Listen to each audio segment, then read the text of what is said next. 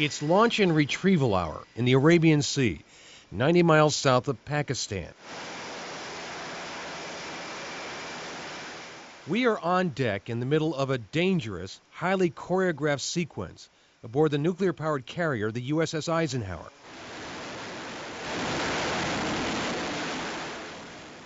Afterburners blazing, the F-18 Hornets are catapulted off the deck of the Ike.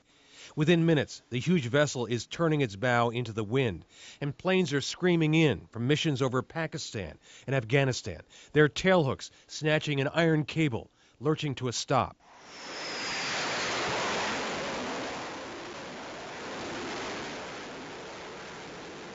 Then there's a double launch, 2 jets screaming off the deck.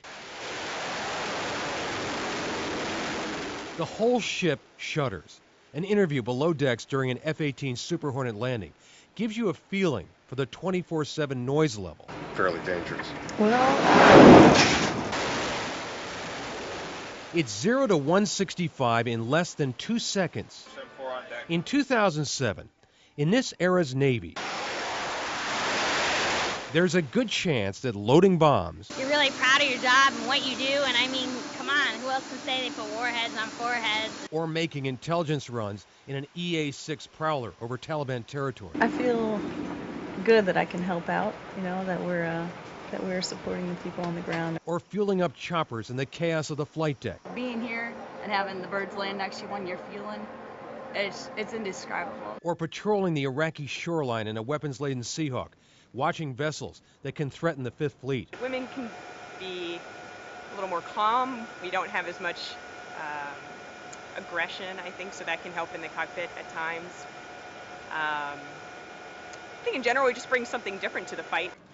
Or suiting up as one of only 20 female rescue swimmers in the entire Navy. If somebody's shooting at you, you're going to shoot back at them. There's a good chance that in this new era of warfare, there is a woman risking her life for her country. All right. Good.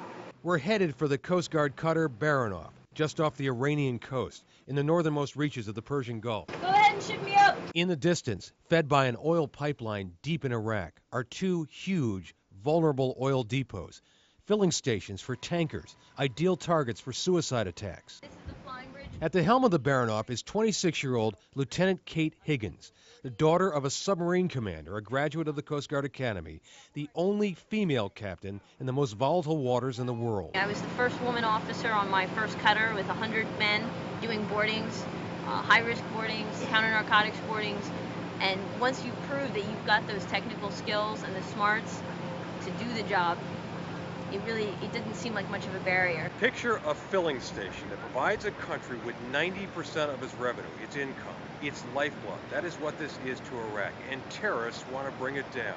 Extraordinary efforts are being made to make sure that can't happen. That is job 1 for Lieutenant Higgins, who commands one of the swiftest intercept boats in the task force. The only woman in a 22-person crew. She's a hard-driving perfectionist who says she's as battle-ready as any man. I don't think killing is fun. I would never, ever glamorize it, but understanding its necessity, I would be able to do it, and I think any woman would. And she may have to. Thousands of dhows, motorized Kuwaiti, Iraqi, and Iranian boats, replicas of ancient Middle Eastern fishing boats, fish the waters around the oil tankers and the pipeline, with memories of the deadly attack on the USS Cole off Yemen in mind. The task force has a specific list of commands recorded in Arabic and Farsi. If a boat comes closer than 500 yards, it is destroyed. But what do parents think? Tequesta's Elena Antidomenico has seen all the horrors the war can offer. A surgeon in a forward field hospital in Baghdad. She was under fire for a year. After a leave, she may be back to Iraq. Her parents, supporters of the war, believe women may have been pushed too close to the fight. I'm sure it was tough for her. It had to have been. I mean, I can't imagine what that's like to see somebody come in all burned or with the leg missing. If I were in charge, I wouldn't choose to send my women into combat. I would say, we want to take better care of our women than that. Aboard the Dubuque, an LPD landing platform boat, Navy flyer Lieutenant Maureen Stenyars preps for a mission over Iraqi waters. We fly over marshes, looking down on all those dhows.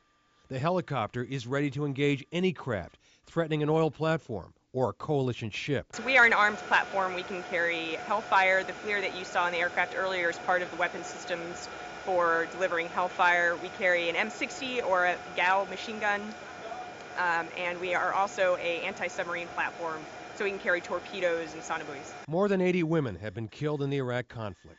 In this asymmetrical war, the winners will be the swift and the brave. Aboard the Coast Guard cutter Baranoff, as her crew drills to board a menacing craft, Lieutenant Kate Higgins assures us, in crunch time, gender will not be an issue. As far as the killer instinct, when it comes down to it, if you're protecting your shipmates or your countrymen, women have that ability.